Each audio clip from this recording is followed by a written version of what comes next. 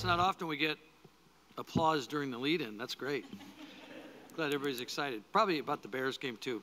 Would like to ask everybody quiet your cell phones and rise and join us in the Pledge of Allegiance.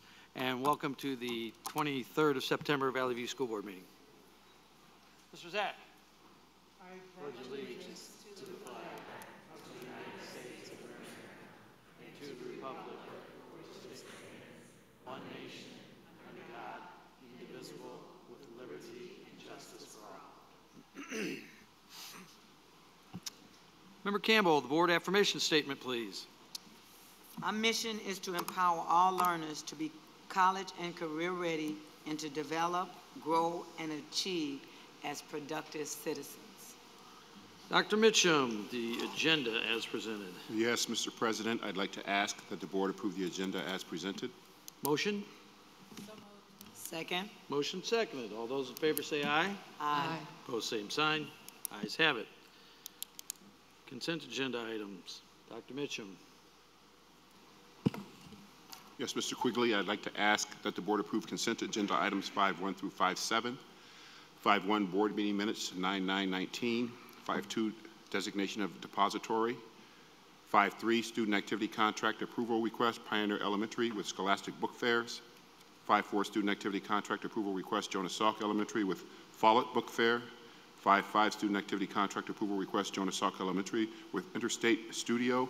5.6 ISBE report on shared services or outsourcing, and 5.7 gifts to A. Vito Martinez, John R. Tibbet Elementary School, Bolingbrook High School, and Romeoville High School. So moved. Second. Motion seconded. Any discussion? Hearing none, seeing none, roll call vote, please. Member Perro? Yes. Member Carlson? Yes. Member Campbell? Yes. Member Gilbo? Yes. Secretary Sikora? Yes. Vice President Zach? Yes. President Quigley? Yes. Next up, student and staff recognition. First up is Pillars of Valley View, and that is Beverly Scoff Elementary, correct?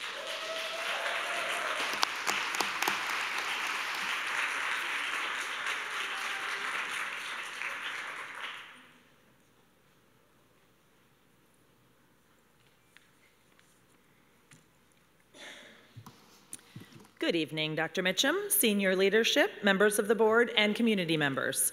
Tonight, SCOFF nominates Lori Richard as a Pillar of Valley View. Lori has been a lunchroom playground aide at SCOFF since we opened, and prior to that, she was at Valley View Elementary School. Lori's job title is lunchroom playground aide, but she is so much more than that to our school on a daily basis. She is truly the face of SCOFF. You will find Lori at SCOFF all summer long on her own time, creating beautiful bulletin boards for our students and staff to ensure there is a welcoming environment for all who enter our doors.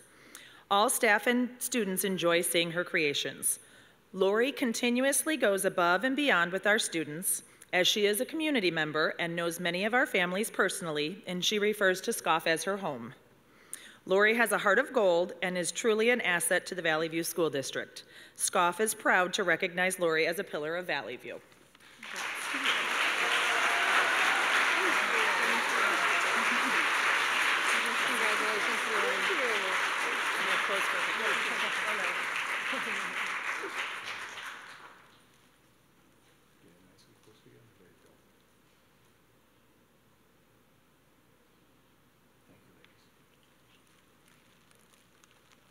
Thank you. Thank you for your efforts.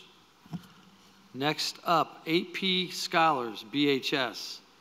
That's all those kids lining on the wall over there.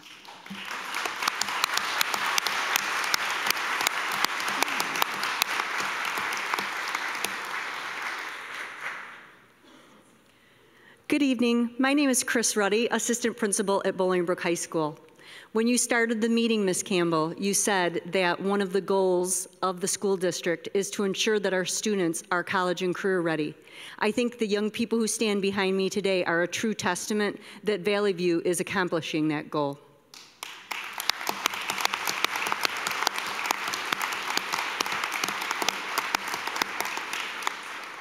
First of all, I would like to recognize all of the parents that are here supporting their students tonight. We all know that this great accomplishment that these kids have achieved did not go without all of your help.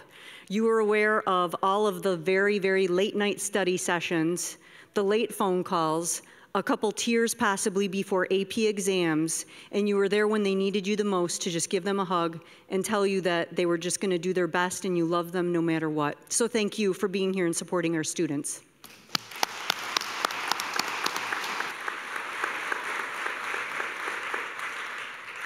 An AP Scholar Award is given based on scores that students achieved on their AP exams through their tenure in high school.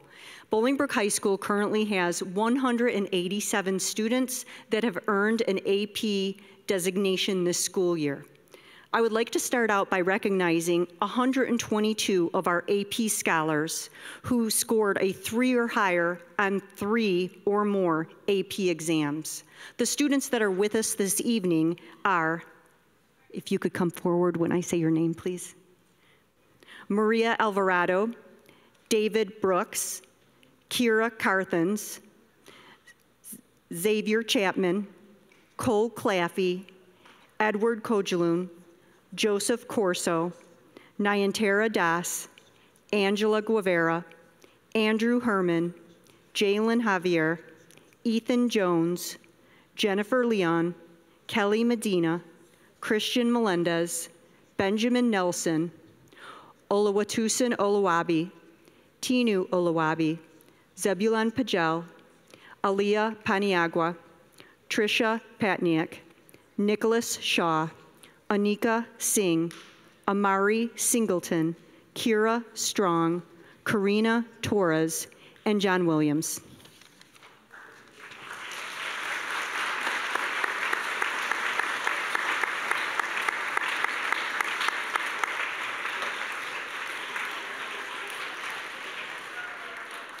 Our next group of students earned the AP Scholar with Honor Award.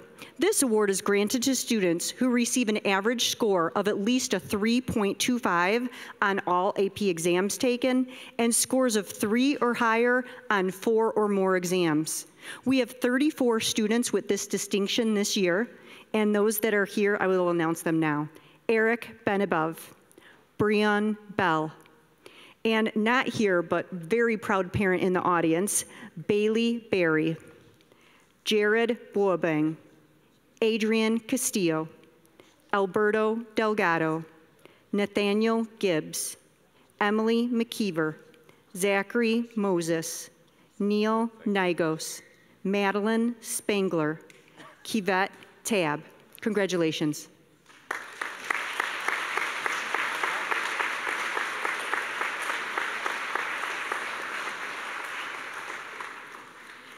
The highest AP award that we give this evening is called the AP Scholar with Distinction.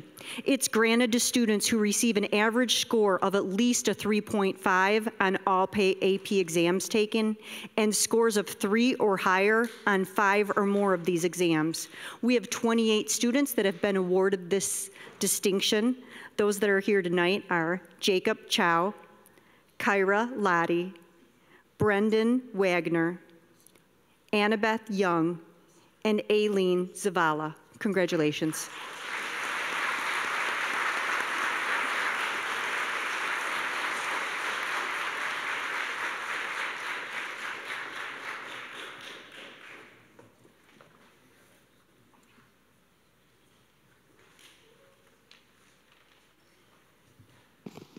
Let the line keep moving. Mr. Kinder, if you would, please. Good evening, President Quigley, members of the board, Dr. Mitchum, senior leadership, and members of the audience and the community. And I see a lot of Spartans out there, right? I guess, well, there we are. Good. All right. Very good. Romeoville High School is very pleased to announce that we have 104 AP scholars this year, which is a raise. We had 62 last year, so a great increase in the number of AP scholars we had. We had 74 AP scholars, 11 with honor, and 19 with distinction. And we'll get through all of those that are here tonight. I know that we have our homecoming week starting this week, and we do have a movie night that's going on, so we did have some students make some tough decision to come here or to be part of the food truck bonanza and movie night that's going on back at school tonight. But we did have a lot of our students here to help that are in our AP Council to honor some of our students that are here. Just some little statistics real quick that I want to give you. And I know that the financial reward of taking AP tests is definitely something that the board is very proud of, and the options that we've been able to offer. But at Romeoville High School, we had 324 different students last year earn a 3 or better on tests, making up over 556 students that took AP tests last year. So that makes a total of 544 total exams with the passing score of 3 or higher. If you take the average annual per hour tuition rate in the country at a $594 per credit hour, it turns out to be that these students earned $996,000 worth of college credit last year while at Romeoville High School.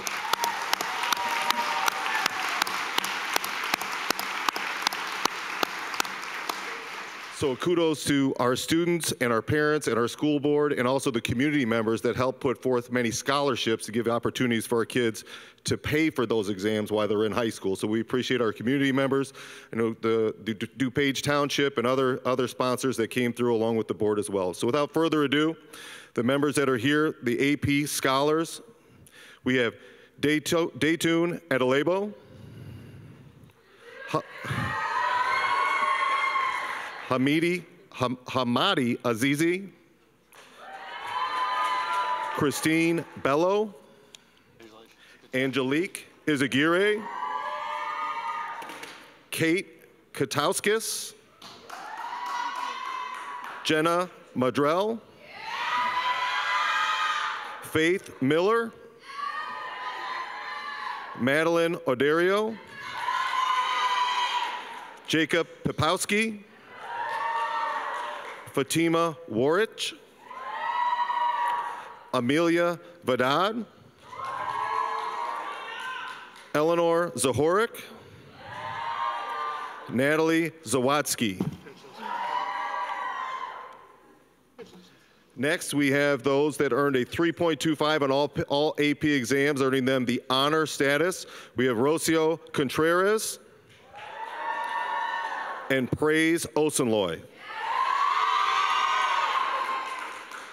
Next, we have those students that earned the highest honor, the AP Scholar with Distinction. We have Michael Dom, Diana Hernandez, Maria Picasso, Ryan Syed,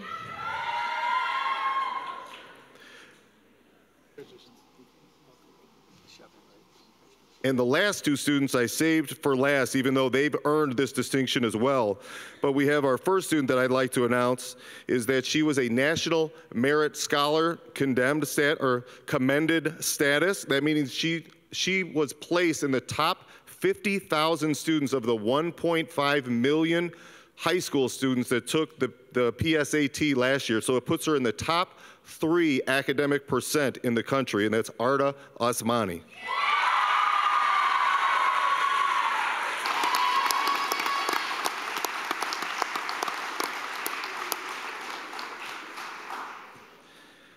And last but definitely not least, we have another student that was honored by the National Merit Scholar Program. And this student has made it to the semi-final status that put him in the top 16,000 academic students out of 1.5 million, putting him in the top 1% of the country's academic seniors, or those that took the test this year, and that is Ryan Boots.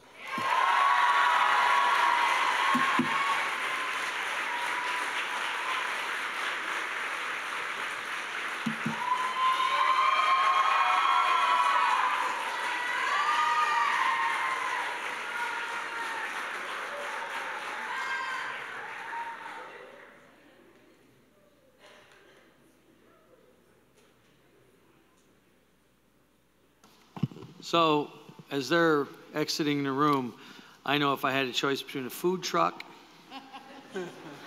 just saying. Congratulations. I, as a board member, and I'm not going to speak for everybody else up here, Mr. they Quigley, speak for I'm themselves. sorry for interrupting, but Oh. Bolingbrook High School does have one more recognition that they'd like to do. I apologize. Bring it on. Come on, Chris. Thank you. As you know, every fall, all of our juniors take the PSAT and MSQT exam. The National Merit Scholarship Program recognizes students for their outstanding performance on this exam. We are awarding a letter of commendation tonight to Jacob Chow. He is one of only 36,000 students in the country out of over 1.5 million students to have earned this award. Congratulations, Jacob.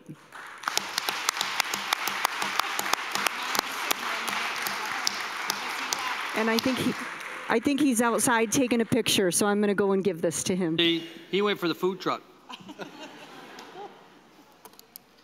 Anyway, back to what I was saying. I couldn't be more proud of what this district has done with the AP classes. I do have a son who's in college who took 4 or 5 AP courses, and I know he got 3s and 4s on all of those, and I'm very happy because, as they said, the amount of money you save. I also have a son in high school right now who's taking AP classes. This is one of the best things we can do for our district, and it's certainly a wonderful thing for these students. In vernacular, if you take 5 classes, you just bumped up a semester of college, or maybe, depending on what classes you take, maybe even a semester and a half. So it's a wonderful thing, and I think we should acknowledge the teachers that teach it, the principals, everybody, all the curriculum folks up here, everybody that puts us down that path. And I think it's just a wonderful, wonderful thing. So thank you.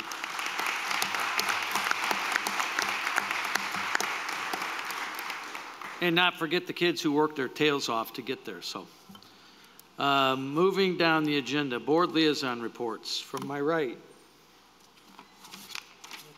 and from my left. So I made some board appointments, various committees that we have, topics and subjects on, and I will pass these out to the board members this evening. Shelley, did you email these out to everyone? Yeah. They did, okay. So then we don't have any reports this evening. We'll move on down the agenda. We got a lot of stuff to talk about this evening. So, anybody from my left, anything? All right, moving down the agenda. Any audience participation? Anybody who wishes to address the board this evening? Seeing none, hearing none, moving down the agenda, action item number 9, student due process cases. Dr. Mitchum? Yes, Mr. President, I'd like to ask that student due process case A be approved as presented. Motion? Second. Motion and seconded. Any discussion? Hearing none, seeing none, roll call vote, please. Member Carlson? Yes. Member Campbell? Yes. Member Gilbo? Yes. Member Perro? Yes. Secretary Sikora? Yes. Vice President Zach? Yes. President Quigley? Yes. Ms. Kinder, board policies, please. Yes, sir. There are 5 board policies being presented tonight for your approval under Action Report 10.1. I want to note that this is amended. Policy 535, Compliance with Fair Labor Standards Act, is being removed from this action item so that it can have one further review. There was an error, and that needs to be corrected. So the policies being presented for approval this evening are just part of the regular review process and have just had minor updates or no changes. The school district mission 130, board policy development 240, fund balance 420, incurring debt 440, and accounting and audits 480 are being presented this evening as part of our regular review and updating. Motion? So moved. Motion and seconded. Is there any discussion? I have just one comment or request. Like when we update these, I think I asked before, but I was wondering if there's any way that we could see what the change is. If there is, like, we don't know if there's one that's just the same and we're just updating it, or what the change is. So if we could see them side by side, that would be nice. Or even a line where it's crossed out, striked out, or whatever. So you'd like the marked copy as well as the amended version that we're presenting? Yeah, that would Okay. be great. Okay. Another comment, real briefly. A lot of this is just keeping up with state law, Yeah. Illinois State Board of Education rulings, just to keep us current with what they do. So That's correct. we have a motion. We have a second. Further conversations? Roll call vote, please. Member Perro, Yes. Member Gilbo, Yes. Member Campbell, Yes. Member Carlson, Yes. Secretary Sikora, Yes. Vice President Zach, Yes. President Quigley. Yes. School calendar. Thank you. This is Action Report 10.2. This is a revised calendar for this current school year, 2019-2020. The only change that's being brought forth at this point is that March 17th becomes a non-attendance day for students and staff. So there's no changes to the student calendar days of attendance. That was already previously at 176 total days, which was a new requirement by the Illinois State Board of Education. The change that you're seeing on this revised version is that March 17th is also a non-attendance day for staff, and this is to be in accordance with our collective bargaining agreement at 180 days of contractual attendance. So that's the change being presented for your approval this evening. Motion? So moved. Second. Motion and seconded. Any discussion? Roll call vote, please. Member Gilbo, Yes. Member Perro, Yes. Member Carlson, Yes. Member Campbell, Yes. Secretary Sikora, Yes. Vice President Zach, Yes. President Quigley. Yes. Mr. Gazafi, the orchestra pit filler and stage. We brought this information report to you back on August 26th. Bids were solicited and received and opened on September 13th. We received 2 bids. We are recommending to accept the lowest responsible bidder, Wenger Corporation. The fabrication installation is scheduled to be completed before the end of January, which would allow practices and performances to begin for the late winter and early spring productions. We are recommending, again, Wenger Corporation be awarded the bid to furnish and install an orchestra pit filler and stage extension at BHS in the amount of $62,614. Motion? So moved. Oh, Second. Perro, Campbell, Perro. Any discussion? This is 10 years old? The No, the original would have been put in 04. 15. They don't even have one now. Well, they have that pseudo cover thing. Piece of It's fabric. it's not like this, It's a right? piece of fabric. Right. Okay, I thought I read that it was 10 years old, no? Any other questions? We have motion and second. No further discussion. Roll call vote, please. Yes. Member Carlson, Yes. Member Perro, Yes. Member Gilbo, No. Secretary Sikora, Yes. Vice President Zach, Yes. President Quigley. Yes.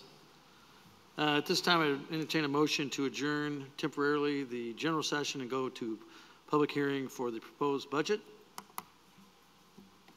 So moved. We have a motion and we have a second. All those in favor say aye. Aye. Opposed, same sign. Ayes have it. We are now in public hearing. Mr. Gazafi, if you would kindly proceed. Happy to do so. Important to note that publication of this public hearing was made in the newspaper of general circulation, that being the Romeoville and Bolingbrook Bugle newspapers on August 22nd. So just to make sure that we are in compliance with school code. To begin, we've got our overall budget, $318 million. It's an increase of 8.8% of the prior year's actuals. This is due primarily to an increase in debt service payments. It's about a $4 million change there, as well as capital projects to be budgeted from our 2018 bond issuance. Operating funds, that would be everything except for debt service, is $259 million, which is an increase of 3.73 from last year's budget.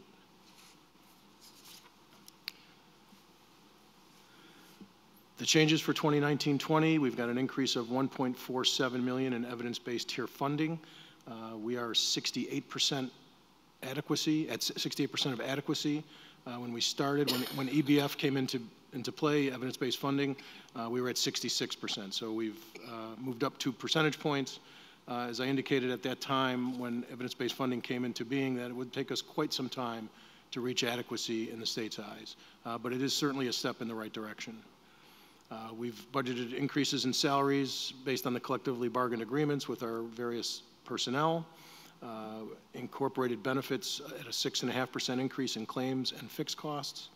There's a new GASB requirement, government accounting standards, to budget both revenue and expenditures of the student trust accounts. So we had to drop in $2.3 million, which really has a net zero effect, but it does increase our budget by that $2.3 million. As I mentioned, the scheduled debt service payment is increased by just under $4 million. Capital projects funds budget for $13 million from the list of projects that supported the bond issuance back in 2018. Also incorporated is our new, is an additional technology lease. We're moving the timing of the lease from what typically is July to May, June to better coincide with the ordering and payments for the technology that's being purchased.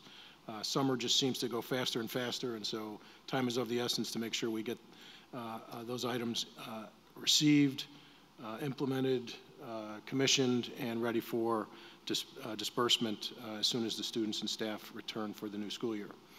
Also incorporated is the purchase of the mobile classrooms that the board had approved for Independence Elementary. A few changes to the budget since it was put on display back in August. We revised the transportation fund revenue to match the expected reimbursement from our claim. That's actually a downward movement of $440,000. Increased E-rate funding in the Ed Fund by $19,000. We added $50,000 in salary costs to cover known maternity leaves. It was amazing how many of those we received just in the month prior to leading up to school. $38,000 in costs associated with the ALICE implementation. $22,000 for increase of students at Wilco, primarily coming out of STEP, and $62,000 for an additional cross-cat teacher at Woodview Elementary.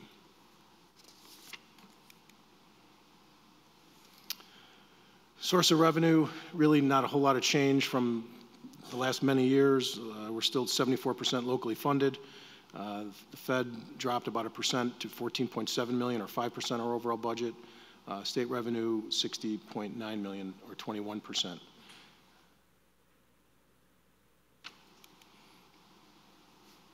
This just gives you a detailed breakdown on that local, state, and federal funding by fund.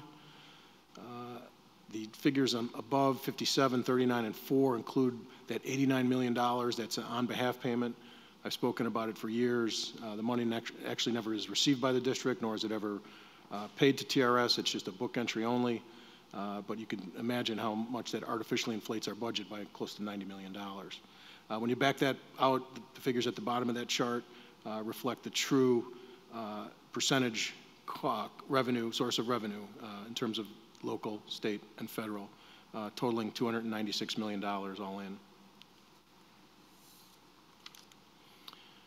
And I just put an average funding here for these last 5 years. You can see that from a local perspective, we've been as low as 71, as high as 75, averaging 73. The state last year was just 19%.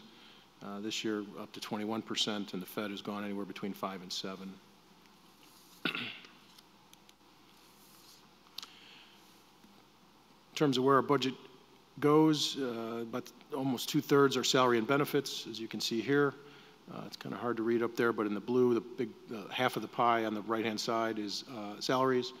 Benefits would be the lower red portion, and then the rest of the budget is comprised of purchase services, supplies, capital outlay, other objects like outside tuition for students that attend sites other than Valley View schools, and non-capitalized equipment.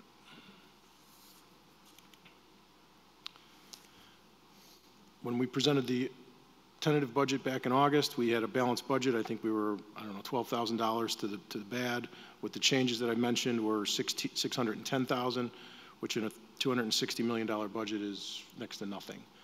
As I mentioned time and time again, this is a worst-case scenario budget, meaning all funds would be spent to zero, which again has never happened.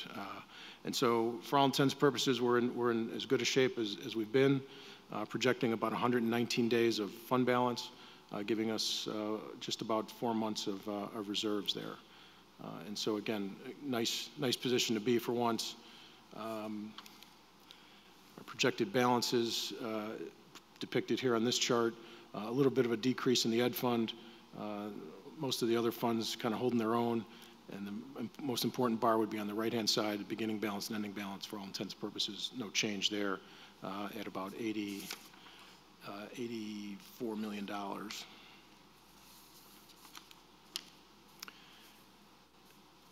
Last slide is really just giving you a sense of where we've been back in 2010. On the right-hand side of this chart was our high water mark. We were $100 million plus in fund balance. And back then we were certainly a smaller budget, so that balance represented quite a difference from where we are today at $84 million with a budget of $260 million. But you can see as the bars decreased there in the middle, that was the recession. Recession, I think, officially started in 2011-12, and we're the last ones in and we're the last ones out. And so there's talk now about a recession potentially occurring again, even as our balances continue to increase. We'll again probably, if there is a recession to be had, we'll probably be the last ones in, be affected, and similar type of inverted curve here with our fund balance history. So, but again, overall, pretty pleased with where we are and able to bring this forward. So, comments, questions? Have a motion to accept the budget as presented. So moved. Oh, I'm sorry. Oh, wait. Hold. Public hearing. We're at the public hearing. Is there anybody from the public who wishes to address the budget this evening? Seeing none, hearing none. A motion to accept the board budget as presented. Oh, got to close. I'm sorry. Oh, that's right. Never mind. Motion to close the public hearing. So moved. Motion and seconded. All those in favor say aye. Aye. Opposed, same sign. Is there anybody who has any questions? Whoop, and now I need a motion to accept the budget as presented. Yep. Huh?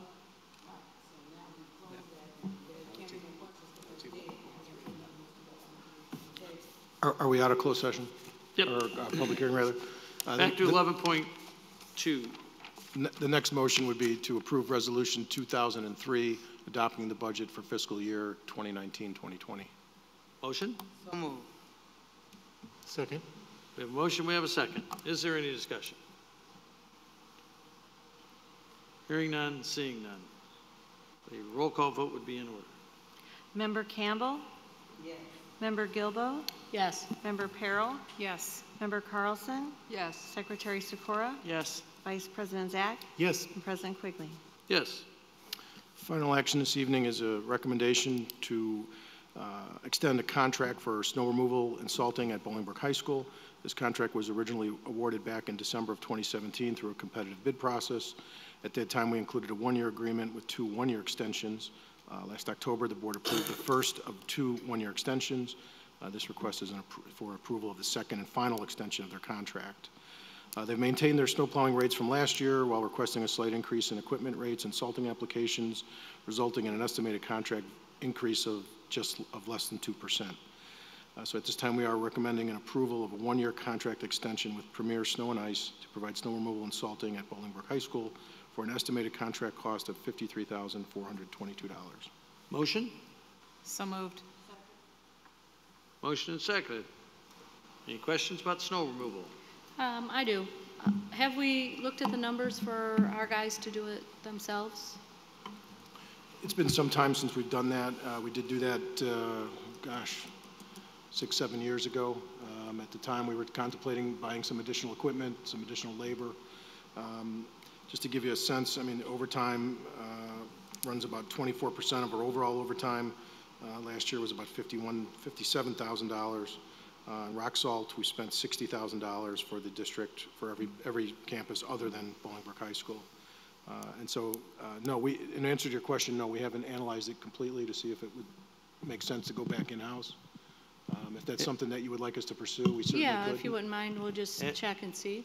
I don't think we'd be ready for this season, but if it's the board's desire to at least contemplate that, we certainly could take a look at that again and just kind of update the numbers. As I recall, and maybe Liz or Deb, you might have been on the board. We talked about it, and it was cost prohibitive from an equipment standpoint. We just simply don't have the equipment, and it doesn't, to buy that much equipment to, and the manpower also, guys would be spread too thin, and we didn't have the equipment nor the manpower just to do it, and it was, quite frankly, more financially and simpler to manage just to have a contractor run that one. At the same time, we're also... It is. It's a logistic issue because, you know, the maintenance barn is located on the south side of the district. Having everybody have to go there, and basically both schools have to open at the same time. And so the mobilization of getting both schools open, and Bolingbrook is a unique duck in that it's just really a compact campus. It's really hard to move snow there. And so it's not just big long runs where you're just pushing the snow into large banks and coming back later. But again, it is something that we have contemplated in the past. So I think it's time to maybe revisit that and just see if it is indeed still prohibited. Yeah, that would be nice. Just take a look and see. Any further discussion? Roll call vote, please. Member Gilbo? Yes. Member Perro? Yes. Member Carlson? Yes. Member Campbell? Yes. Secretary Sikora? Yes. Vice President Zach? Yes. President Quigley? Yes. Ms. Nash. Good evening. Consolidated Action Report 12.1. Excuse me. This evening we're seeking your approval on 24 items for certified personnel, 50 items for classified personnel, 1 item for classified administrative personnel, and 1 item for certified administrative personnel. Motion? Second. Motion and seconded. Is there any discussion? Roll call vote, please. Member Perro? Yes. Member Carlson? Yes. Member Campbell? Yes. Member Gilbo? Yes. Secretary Sikora? Yes. Vice President Zach? Yes. President Quigley? Yep. Career Pathways update. Dr. Mitchum. I have that information report. Rachel. Thank you, sir. Information report 13.1, I'd like to invite Adam Herder, our Executive Director of Secondary Education, and Tammy Kahn, our Director of Career and Technical Education, accompanied by Kira Mokan, Enrichment Administrator for both high schools, as well as Joe Infantino, who is an administrator over health and PE. And they are going to provide you a brief update on our career pathways and to update you on the ongoing efforts that we have in ensuring all of our students are college, career, and life ready. So the ongoing effort to be very intentional and strategic about the offerings for our students to ensure that they have options and most importantly a plan for their post-secondary life after they leave us from graduation. So Mr. Herder will begin. Thank you very much. This report comes on an ideal night with honoring our AP scholars, as we've documented the post-secondary opportunities that our AP offerings provide. We're going to talk a bit about other post-secondary offerings that can be combined with AP courses or for students who are looking for an alternate pathway. So briefly, we will review just the context with the Illinois State Board of Education, requirements for our students in the Every Student Succeeds Act. We'll also talk about how students are designated as college and career ready according to the state. And then we'll spend a bulk of the time talking about the pathways that VVSD offers, meaning essentially paths to certain careers. And that's something we've started to talk to our students about earlier and earlier, going all the way down into the elementary school, about an awareness of certain jobs and what people do in the community, up through middle school, identifying interests, and then starting to connect your interests to possible pathways later in your Valley View career, and then in high school, actually making a plan to go through, both in terms of courses and clubs to join and other opportunities.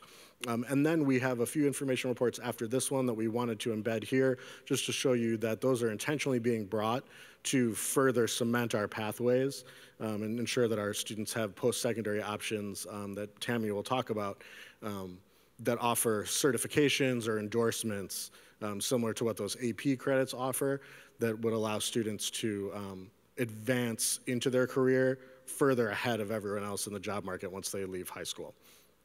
So with that, I'll turn it over to Tammy Kahn, who is our Director of Career and Tech Ed. We also, as our Assistant Superintendent Kinder said, we have Kira Mokan and Joe Infantino, who are core content administrators at the high school level, who can also answer questions, as they were heavily involved in organizing the teachers and student voice that went into putting these courses together.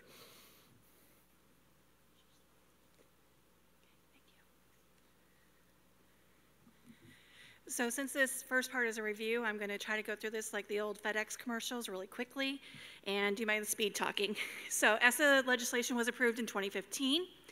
When ISBE was handed the legislation and their interpretation, they decided to focus on the whole child. So they defined measures for the Illinois Report Card designation. So today, specifically, I'm going to talk about that 6.25% that's college and career readiness. There are 3 ways to receive CCR designation: Distinguished Scholar, College and Career Ready Option 1, and College and Career Ready Option 2. So the Distinguished Scholar, I just wanted to point out the Career Ready indicators. They need to earn 3 of these during their junior and senior years. For College and Career Ready Option 1, they need to earn an endorsement within the endorsement pathway, completing a pathway that's one of the endorsement pathways, the 7 pathways chosen by ISBE. College and Career Ready Option 2, once again, we're back to those career readiness indicators where they need to earn 3 during their junior and senior years. Here I just included the academic indicators. Like I said, I know that you've seen this before.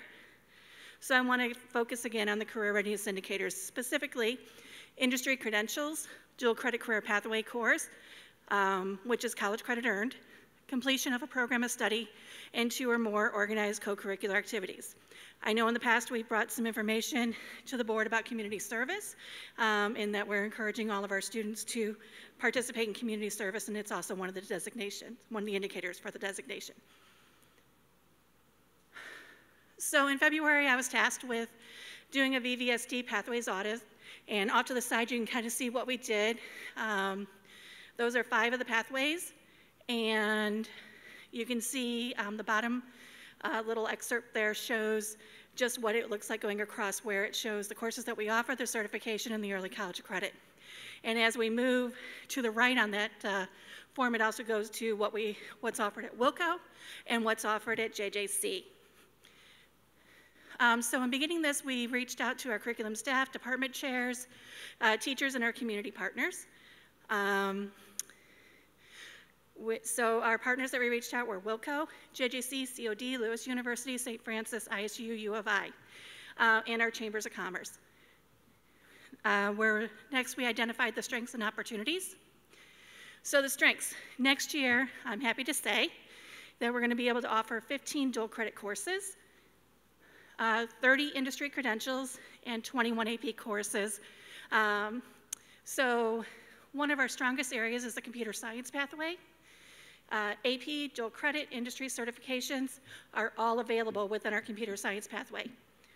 Our carpentry pathway, we have a partnership with the Carpenters Union, and currently the students can earn level 1 and 2 apprentice credentials, and once we get the building completed, they'll be able to build the bigger, I guess they're actually going to be framing, and so they'll be able to earn a level 3 credential and walk into the union as a level 4 apprentice. So some of our opportunities. In the healthcare pathway, which is a leading industry for job creation, we had courses like anatomy psych, AP psych as our current courses. So the opportunities for students to learn about the industry were they were missing.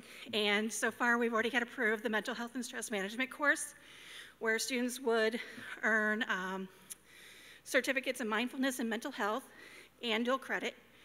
And tonight we're bringing forward the healthcare careers and first aid course, where they would have an opportunity to earn 4 industry credentials: CPR, first aid, bloodborne pathogens, and the HIPAA credentials. The next opportunity we saw was within the FACS pathways. So FACS would go into food service, culinary, hospitality, teaching and learning, and fashion design. And so what we looked at is we want to streamline the pathways to lead into the Wilco or JJC programs. So in doing this, we want to reimagine the child development food service course into an orientation to family and consumer sciences. Next, we want to reimagine our parenting and adult living course, and we're going to call it #adulting. And We're going to add industry credentials and partnership opportunities. So within Culinary One, they would receive the Serve Safe Sanitation Certificate. And we're going to partner with the VVSD Nutritional Services Department. Child Development, they're going to earn their ECE Level 1 certificate. And we are already partnering with the VVSD Early Childhood Center. And we are always looking to take that further. So the Teaching and Learning Education Pathway, and that's the new course, Exploring Teaching Profession. It's going to be dual credited. We're going to try to put in the Future Teachers of America program. The Junior Achievement Program has a wonderful program called High School Heroes, in which our students would go out into the elementary schools to teach our young ones about careers. And the final is to connect with the districts, grow our own initiative, and you'll hear more about that at a later date. So in conclusion, the current facts chart is lateral, and our proposed facts chart would be, would certainly value depth over breadth. And if you have any questions on 14.1 through 14.4, we would be happy to answer those now. I have some questions. Do you want us to wait or answer them now, Tammy? We'll take them now. Okay. Will both high schools have all of the these courses? So typically what we do is we offer these courses for all students to register for, and the decision to determine whether or not the courses will run is made based on student enrollment. So for example, this year, Romeoville High School does not offer any of the family and consumer science courses due to the interest of the students. So for next year, it will be in the course catalog available for both students to choose from. It'll just be based on student interest. Romeoville High School is the one that's adding on, though, for part of this, right? Isn't the add-on for some family consumer science? So it'll be available to them, yes. Carpentry part. Okay. Yeah, I'm sorry, yes, I'm sorry. I'm speaking specifically to the facts, and you're right. The carpentry program will be expanded, which is, and some of the services and the facilities are only available at each school. So for example, the carpentry program isn't possible at Bolingbrook due to just the facility. So we have students sometimes travel. Okay. Next one. The early childhood, involving them, how will the students get to the early childhood center? So currently we have a partnership with the Early Childhood Center for one of our courses that's called Orientation to Child Care Services, and they take a bus over. They take a bus? Mm-hmm. And there's enough time? I mean, classes are what, 50 minutes? Yeah, so we've run a few different creative options. We've kind of had field trip days where they've participated. Most recently at Bolingbrook High School, one of our child development courses is a period and a half. So it's allowed a little bit of extra time for students. And then that's kind of what buys in that travel time. Okay. Actually, I'd like to thank you, because when I first got on the board, we started to drop some career things and facts in consumer science, and it's nice to see that we're starting to get them back. So certainly, and I just wanted to add into that, we also took a lot of staff consideration with that and student voice. So we heard from our counselors that our students were asking for some of these courses. They couldn't fit things in their schedules for certain reasons, so thus we took their feedback and really adjusted the schedule to make something that hopefully will work for all students. Go ahead. I want to parrot exactly what Deb was saying. Thank you so much for doing this, all of you. We really appreciate that. I know the community really enjoys these things, and there's a need in the community for these types of things. I also would like to see more in the middle schools when we get this rolling. I would like to see some of this back in our middle schools as well.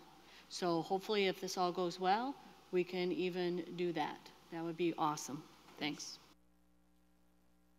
Is there a consumer finance component of this? So currently we offer personal finance. So what it's basically what maybe was titled consumer ed, or what people currently know as that, and it meets the graduation requirement. So it's currently already a part of our pathways. It's not specifically on the family and consumer science end. It's built into our business courses and part of the career pathways. And Tammy can probably speak a little bit more explicitly. Okay. It just seems, I've had multiple people approach me about this, about teaching young adults the wise investments and the way, just how to balance so that's covered or whatever. Entirely in our personal finance class, which is one option for a graduation requirement. And then also in our orientation to facts and our adulting course, we plan to kind of touch on more of the practical aspects of like let's say they walk out the door and they start living on their own, what do they need to do immediately? So we're hoping to get a little bit more on that practical side. I also would like to add that when we say college, career, and life ready, financial literacy is a huge component of that. So when we're conducting this audit and looking at the pathways, we are being very intentional about making sure that we are hitting those financial literacy strategies.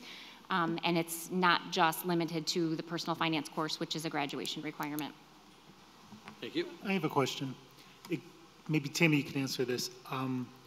So when they get out of school, are they teaching them anything about their credit scores before they go to college? Because the problem we're facing is that they come out of college with all these credit cards because they think they're free, and these kids are spending 3 to 5 years just trying to figure it out. Is there anything done for them? The personal finance has an entire unit dedicated to credit and using credit wisely. And then it also talks about the credit score, how you keep your credit score up, how you establish your credit score, and what to do if you happen to not follow what your teacher says and get yourself into trouble, how to get yourself out. So. Thank you. Next. So they gave you a great overview, and they gave special attention to 3 specific pathways because we have 3 information reports tonight that fall right into this plan for new course proposals. So 13.2 is a new course proposal, Orientation to Family and Consumer Sciences, and they will give you a brief overview of this, and then of course we're happy to answer any questions this evening or before the next board meeting. So turn it back over. Okay, so the Orientation to Family and Consumer Sciences is really looking at the careers in the family and consumer science areas. So we kind of have a 3-prong approach that you can see in the flow chart there. We have our textiles and fashion industry. We have foods and hospitality, and we really hope to further develop our hospitality aspect in the program, and then exploring the teaching and learning piece that's kind of accompanying with child development. So we want that orientation course to really serve as an eye-opener for students to see these are possible careers you could have in this, these are different things you can do, and once they take that course, then they can choose a more specific pathway. And so the information report fully outlines the details for this new course, including the background, the course description, the length of the course, the credit accompanying the course goals, objectives, and so on and so forth. I do want to reiterate that the industry trends and the information that we have out there really do guide the creation of this, as does student interest. So this is an area which we know is in demand and that we know students also have interests, so that we do seek to align that with the industry trends. So this is the Orientation to Family and Consumer Sciences. I know one reason that students don't choose these or don't get to choose these is because they're focusing or taking any extra time in an extra math or an extra reading class. So I would like to see a nice balance. We also would like to see a nice balance, and we know that no matter what pathway our students pursue, that they need to have a proficient level of reading, writing, listening, speaking, and ability to use mathematical thinking. So it is important to us that that is present for all students so that they have options, and then they can connect it to a pathway. Sometimes that does take additional support, additional time, additional coursework or intervention, and then other times students are able to excel and move further to more advanced offerings. So we agree there needs to be a balance. Unfortunately, we can't sacrifice one without the other. So we do have to be intentional in our offerings, but all high school students do have the ability to choose electives, and we want them to choose them wisely and have that in addition to their academic proficiencies, as well as their social emotional proficiencies, because that's all part of being college, career, and life ready. And just the academics alone is not going to help a student to be successful when they leave high school. Likewise, the inability to read or write or speak or communicate, collaborate, problem solve is also not going to allow a student to be successful, or if they're lacking the ability to self-manage their, regulate their emotions. So it is all piece of the puzzle, and we agree there needs to be a balance, and that's, ISBE would agree with you, the Illinois State Board of Education would agree with you, and the focus on the whole child. So we do agree it's an important part of that big puzzle in ensuring our students are successful when they leave Valley View. I would encourage everybody to read through these offerings, and if you have questions, contact staff and see if there's any things you want to bring up, and I'm sure you guys would be more than happy to fill them in on the nuances. So thank you very much. Looks like a lot of effort went into this. Much appreciated. And I don't know if I need to say this for the record, 13.4 is, 13.3 is the healthcare careers and first aid that they referred to, and 13.4 is exploring the teaching profession. So we're happy to answer any questions at any time. Thank you. Thank you all. I appreciate your time and effort, and to everyone else that was involved in this extensive work. We really appreciate it, and it's an ongoing effort for sure. 13.5, draft calendar for 2021. Yes, sir. That is being presented tonight for your review prior to seeking approval. It will also be posted online for public preview. A committee created this calendar to be as conducive as possible for teaching and learning. We had great deal of diverse representation from different stakeholders on the committee, and we take into consideration state guidance, collective bargaining language, and other input that we've received. We did have board member liaisons, Member Sikora, as well as Member Gilbo on the committee, and so they are also, I'm sure, able to answer any questions that you may have on the proposed calendar for the 2021 school year. Anybody have any questions? I have a comment. I know when we were working on this calendar, there were a lot of obstacles to jump over and run through. One of them was the time of the testing in the spring. And you could see it kind of gets a little messy at the end of March and in April for spring break. And then I think it's parent-teacher conferences.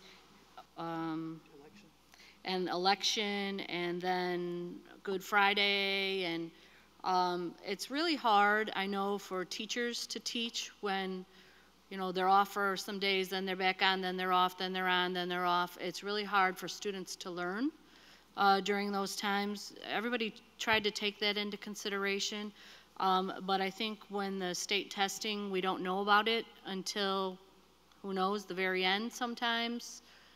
That makes it really hard to figure this out. So maybe if somehow we can have our voices heard there with the state to say that this really is hard on schools to make their calendars in advance, that maybe they could get with it a little more and be prepared. So maybe we can do something about that as a board. Thanks. Thank you. We agree, and we will continue that effort. And we are talking about the state of Illinois. We do our best. There are a lot of variables, but we do our best with what we have. Moving down the agenda, legal services report. No formal report. AFT report. Come on down.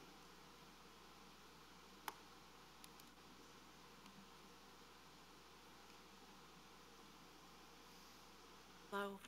First of all, as a parent of a BHS grad who I fought probably his whole 18th year of his life to make it through a year at Lewis University, a rigorous school, seeing the plan for the pathways, thank you. Thank you for looking into that. Fought through a year, lots of gray hair covered up, and then he went to JJC and went to culinary. So quite a difference.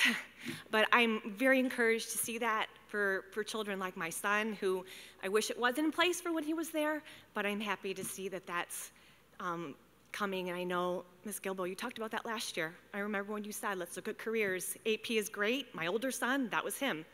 My younger son, no, he's a career kid. So thank you all. Anyway, union hat. Hello, I'm Catherine Speakman. I'm the building union representative for Pioneer Elementary School. Some members from Pioneer are also here tonight as well. We're here to show our support for our school board, for our administration, and for our community. Thank you for all you do for our union members and our community and families. On behalf of members of Pioneer, I would like to share some celebrations. This is our second year conducting all school morning meetings as part of our implementation of responsive classroom practices. Members observed that students are enjoying the morning meeting format and classrooms are forming a strong sense of community. Another success that we are celebrating is our school-wide implementation of the zones of regulation. As you probably know, is a social-emotional component we've added to our day. Members are observing students of all ages using the common language and the tools to identify and manage their feelings.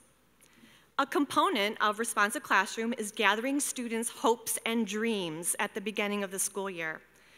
Being a kindergarten co-teacher, our students have stated hopes and dreams such as, I want to learn to read, I want to do science experiments, I want to learn to be safe, as well as, I want to learn to snap, I want to learn to cook, and the ever famous, I want to eat snack.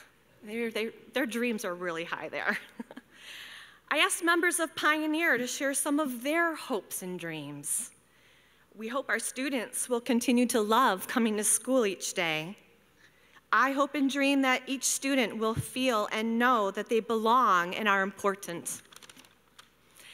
I hope teachers get the time and the needed support to create an environment that supports all types of learners. With that being said, a challenge we face at Pioneer in achieving this hope and dream is no longer having our 4 reading specialists to provide targeted reading intervention and support grades K to 5. We hope and dream that the responsibility of providing additional reading support doesn't rest on just one person's shoulders anymore. We dream of building a team again of specialists who can use their expertise to target both our struggling and our excelling students. I like to quote Ruth Charney. She's a highly respected educational consultant and an author. The process of developing hopes and dreams each year is a process of reviving hope, and hope is one of our most critical community resources. How do we teach or learn without it? We hope for a great school year. Thank you.